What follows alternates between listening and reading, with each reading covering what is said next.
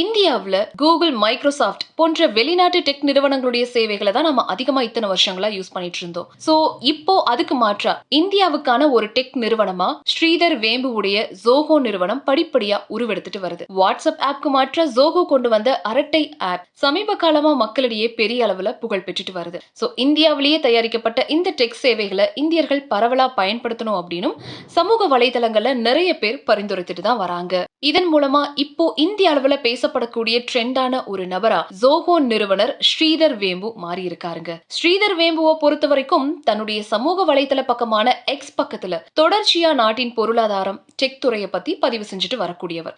அவர் வெளிநாடு போயிருக்கக்கூடிய இந்தியர்களுக்கு ரொம்ப முக்கியமான அறிவுரையையும் வெளியிட்டிருக்காரு. அதாவது அமெரிக்காவுல இந்தியா உள்ளிட்ட நாடுகளை சேர்ந்த திறன்மிகு ஊழியர்கள் வரது, வேலை செய்யறது, செட்டில் ஆகிறது, இது எல்லாமே இப்போ ரொம்ப கஷ்டமா இருக்கு. ட்ரம்ப் நிர்வாகம் இந்தியர்கள் அதிகமா யூஸ் பண்ற H1B விசாவுல பல கட்டுப்பாடுகளை கொண்டு வந்திருக்காரு. இதனால இந்தியர்கள் அமெரிக்காவுக்கு போறதும், ஏற்கனவே அமெரிக்காவுக்கு போனவங்க அங்க வேலை செய்யறதும் இப்போ சிக்கலா மாறி இருக்கு.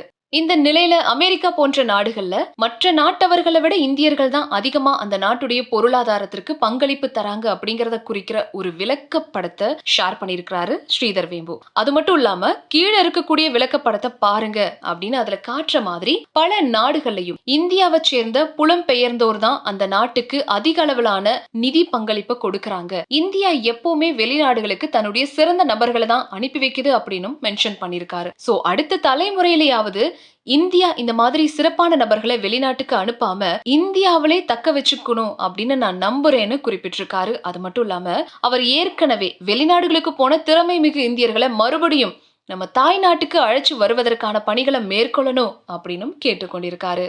இப்போ பலரும் ஸ்ரீதர் வேம்புடைய இந்த கருத்தை ஆதரிக்கிறாங்க. இப்போ இந்தியா சிறந்த திறமைகளை தக்க வச்சுக்க பெரிய அளவுல வளர்ச்சி அடைவதற்கான ஒரு சூழல் இருக்கு. சோ வேகமா வளர்ந்து வரக்கூடிய பொருளாதாரம், தகவல் தொழில்நுட்பம், ஸ்டார்ட் அப்புகளுக்கு சாதகமான சூழல் இந்தியாவுல இருக்கிறதாவும் பலரும் அவங்கவுங்க கருத்துக்களை ஷேர் பண்ணிட்டு வராங்க. ஸ்ரீதர் வேம்பு மாதிரியான நபர்களை முன் உதாரணமா எடுத்துக்கோங்க. இந்தியாவுக்கு வாங்க, உங்களுடைய தயாரிப்புகளையும் உழைப்புகளையும் இங்கேயே உருவாக்குங்க அப்படின்னு சொல்றாங்க. இந்தியாவுல பல உள்கட்டமைப்பு மற்றும் சம்பள வேறுபாடுகள் இருக்கு. அதை எல்லாத்தையும் சரி செஞ்சா நிச்சயமா பல திறன்மிகு இந்தியர்களும் தாயகத்துக்கு திரும்புவாங்க அப்படின்னும் அவங்க தங்களுடைய கருத்துக்களை ஷேர் பண்ணிட்டு வராங்க. சோ இத பத்தி உங்களுடைய கருத்துக்கள் என்ன அப்படிங்கறத கமெண்ட்ஸ்ல பதிவு பண்ணுங்க.